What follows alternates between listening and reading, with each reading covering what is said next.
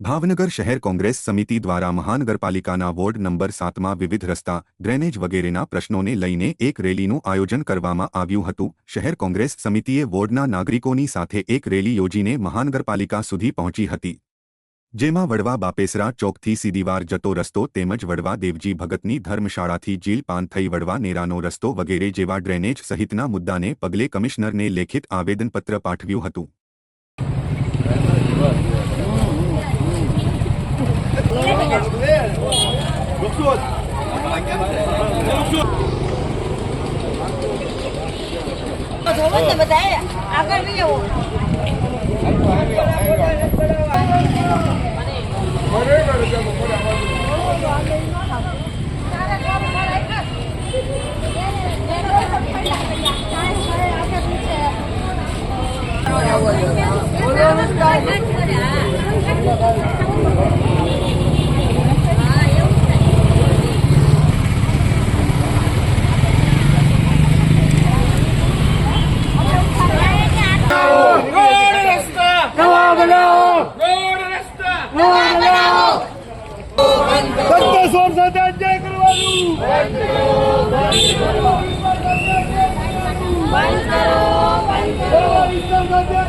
આ એક વર્ષ દિવસ પહેલા ઉપાધ્યાય સાહેબના ઓલામાં પણ અમે એમને આ આવેદન પત્ર આપ્યું હતું અને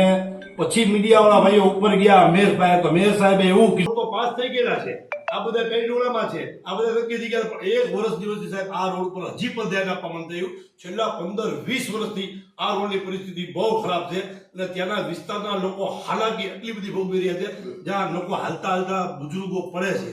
ઓકે